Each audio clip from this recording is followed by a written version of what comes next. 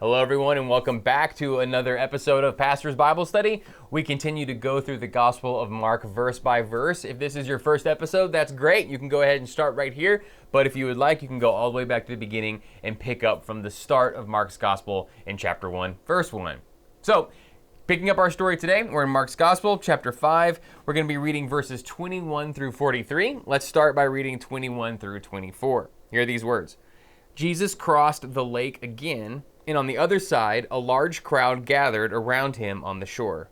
Jairus, one of the synagogue leaders, came forward. When he saw Jesus, he fell at his feet and pleaded with him, "My daughter is about to die. Please come and place your hands on her so that she can be healed and live." So Jesus went with him. Okay, it's important to understand there at the very beginning of those verses, it says Jesus came back to the other side of the lake. He crossed the lake again. If you watched our last couple of episodes, the lake that they're crossing is the Sea of Galilee, and the Sea of Galilee has different community groups on different sides of it. When they go to the east side of the Sea of Galilee, living there are Greek-speaking people, they're people from the Decapolis, they're non-Jewish people. When Jesus comes back on the other side of the lake, he's coming back to the side of the lake that is filled with Jewish people. It's where the Jewish community lives. And this is important for a couple of reasons. One, as we talked about in a previous episode, one of the articles of really strong, faithful living with the Jewish identity is to spend as little time as possible with people who are outsiders. But Jesus behaves in another way, communicating a lot about who he is and who he's here for. Now, when Jesus has come back to Jewish people, and remember, he's a Jewish man, he's coming back to his community, and he's coming back to a community that is led by Jewish conventions and standards. That's going to be really important in the next few verses. So, a man appears. In the midst of this crowd, a man comes forward, and his name is Jairus. And it's really interesting that his name is actually given. So often when Jesus encounters people in the gospel, there is not a given name made to them. They're kind of just a man or a woman comes forward. The fact that this man's name is given in Mark's gospel indicates it might be known by some of the original audience, or it might have an additional level of meaning. Either way, we know that he has a specific position. He's a synagogue leader. And I want to talk about the things that we come to know about Jairus just here in these few short verses. One, we know that he has a position in the Jewish community of respect and esteem and leadership. He's a synagogue leader. It doesn't necessarily mean that he's a rabbi. It probably means he's more like a worship leader, but he's part of the community. He's part of what it is to be a part of faithful Jewish practice. And remember, those people who are part of the established leadership are typically some of the people who are the most resistant to Jesus. Remember, he's turning a lot of things on their ear. He's saying a lot of things that people don't expect to hear, and he's behaving in a lot of ways that aren't consistent with people's expectations for a righteous Jewish spiritual leader. So Jesus is receiving a lot of pushback and resistance, typically from men just like Jairus. But Jairus isn't like that. Some of the things that we find out pretty quickly too, and later on we're going to find out that Jairus is wealthy. That's going to be something we can infer a little bit later on based on the size of his house, honestly. So Jairus has this position of leadership in the Jewish community. He has the prestige and the esteem that comes from being a person of means, but we also find out that he is desperate. He comes to Jesus, and he doesn't just come in a calm or dispassionate way, but he comes and he falls at Jesus' feet and pleads with him. Please come and help me. Well, of course, the reason he's so desperate is because someone he loves so dearly, his daughter, is about to die. And remember, Jairus doesn't know Jesus personally in this context. This may be the first time he's ever met him, but he's desperate. And that's where I want to pause for our first question. Whether you're watching this live right now with a group of people, or whether you're digesting this later on, either watching it on YouTube or maybe you're listening to it as a podcast, I want you to pause and to think, what are some of the key situations and tensions that occur in people's lives that lead them to put aside their skepticism and to reach out to Jesus? Because that is not something that just happened 2,000 years ago. It's something that happens over and over and over again today. People find themselves in situations where, despite the fact that they may be skeptical or they may have reservations, ultimately they come to Jesus because they so desperately need something. So I want to reflect on that in your own life or in the lives of the people that you've met or you've known. What are some of the key situations or the tensions that lead people to put their skepticism aside and run to Jesus? Okay, we're going to pick up our scripture reading there. We're going to read verses 5:24 through 34. A swarm of people were following Jesus, crowding in on him. A woman was there who had been bleeding for 12 years. She had suffered a lot under the care of many doctors and had spent everything she had without getting any better. In fact, she had gotten worse. Because she had heard about Jesus, she came up behind him in the crowd and touched his clothes. She was thinking, if I can just touch his clothes, I'll be healed. Her bleeding stopped immediately, and she sensed in her body that her illness had been healed. At that very moment, Jesus recognized that power had gone out from him. He turned around in the crowd and said, "Who touched my clothes?" His disciples said to him, "Don't you see the crowd pressing against you? Yet you ask, 'Who touched me?'" But Jesus looked around carefully to see who had done it. The woman, full of fear and trembling, came forward. Knowing what had happened to her, she fell down in front of Jesus and told him the whole truth. He responded, "Daughter, your faith has healed you. Go in peace, healed from your disease."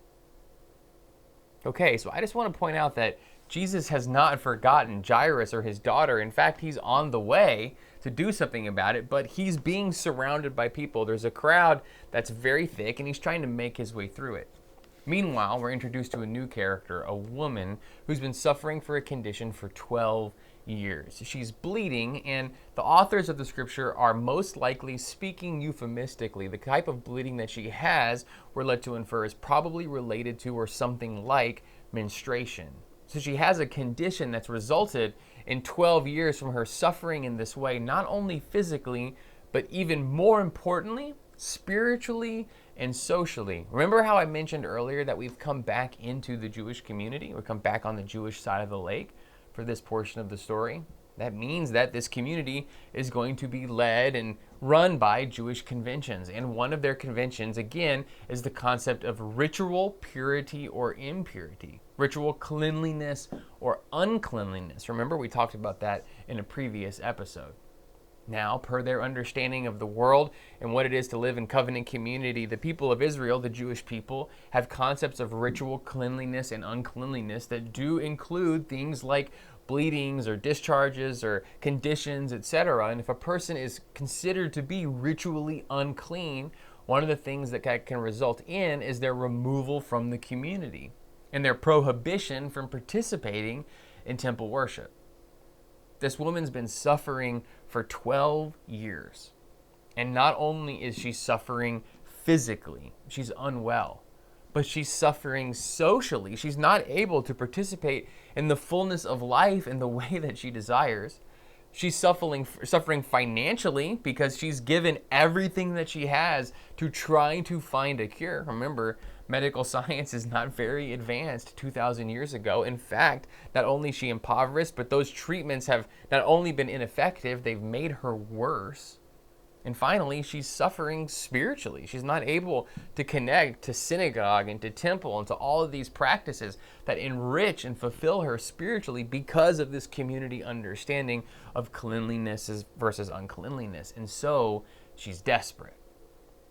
And she's only heard about Jesus. She hasn't met him yet. She's just heard about him. But she comes to believe, she comes to have faith that if I can just get close enough to him to touch his clothes, I might be healed.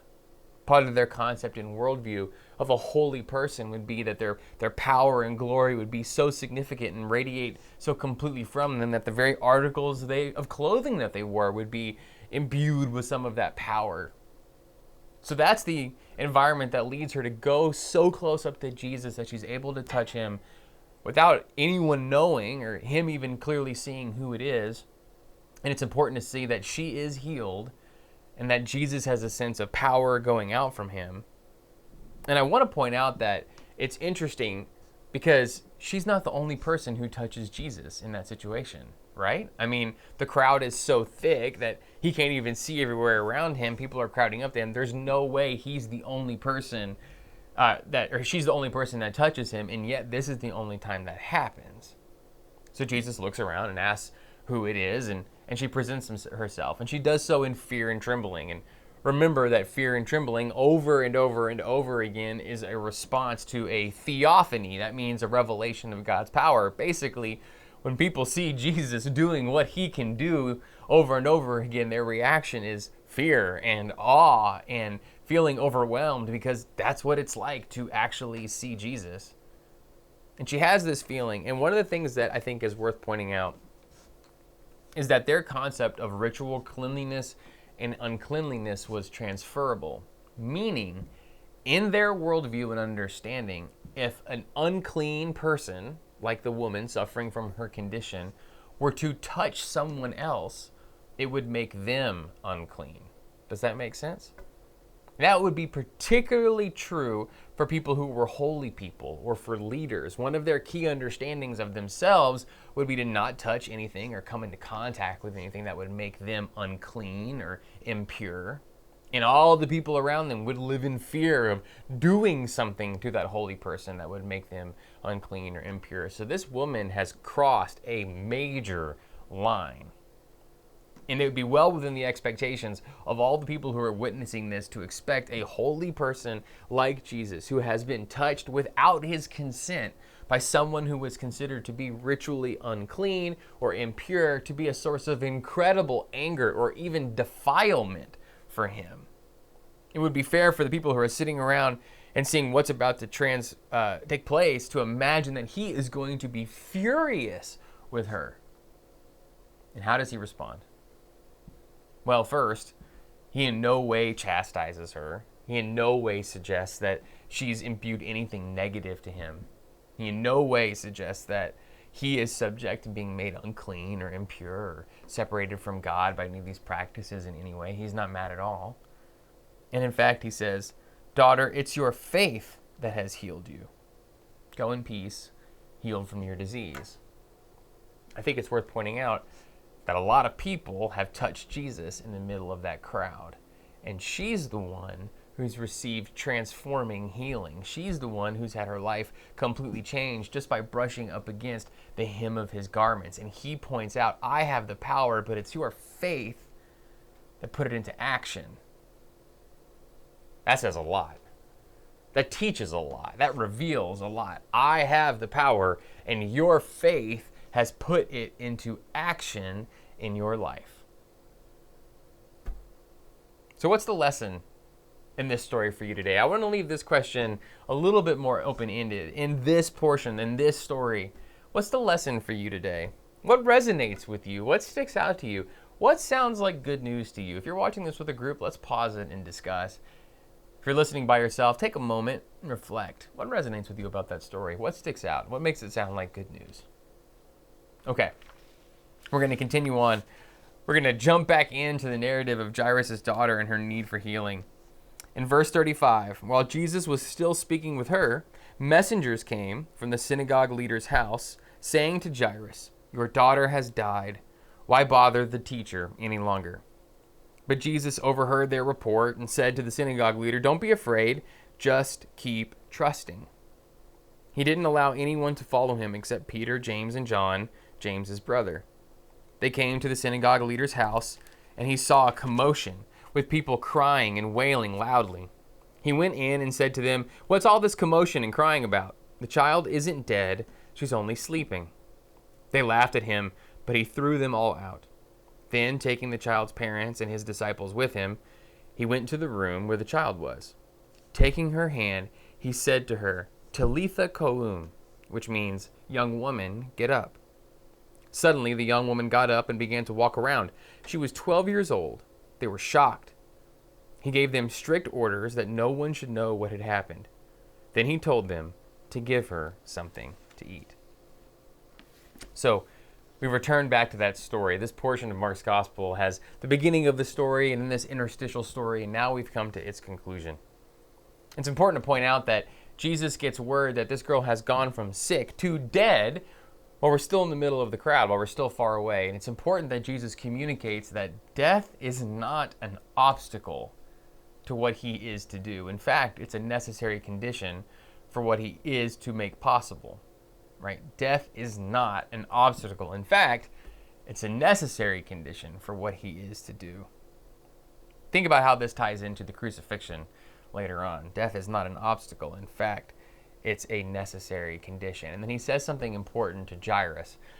The number one commandment in all of Scripture, by virtue of repetition, meaning the commandment that's said most over and over and over again throughout Scripture, is do not fear. Do not fear. And so Jesus turns to Jairus in this moment and says, do not fear. Instead, keep on trusting.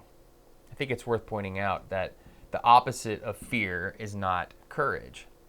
The opposite of fear is faith.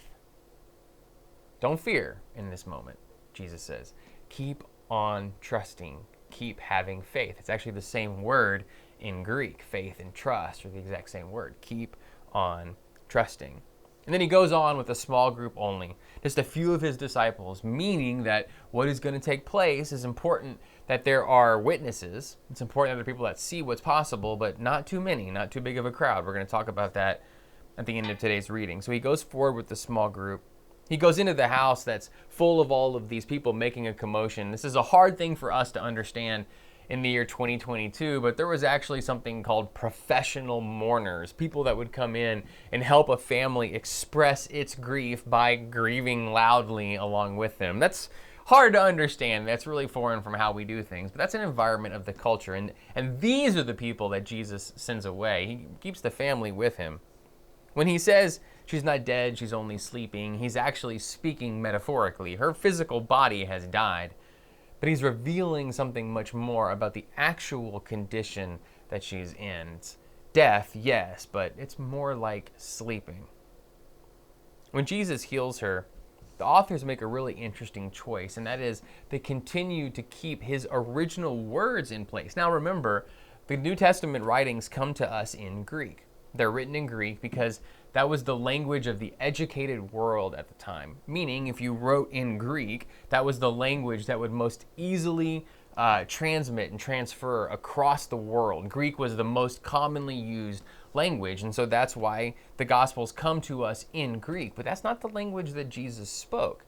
He would have spoke a combination of Hebrew and Aramaic, which is a regional language that's very similar to Hebrew, and he speaks in Aramaic here. And the authors give us his words in Aramaic because they want us to understand, just like they wanted the original readers to understand when they were reading in Greek, what Jesus actually says and what it sounds like to hear him do this work. And he says, Talitha koum, meaning young woman, get up.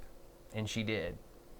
We find out that she's 12 years old, meaning that she and this woman who's been suffering from bleeding have had their lives intertwined in an unknown way.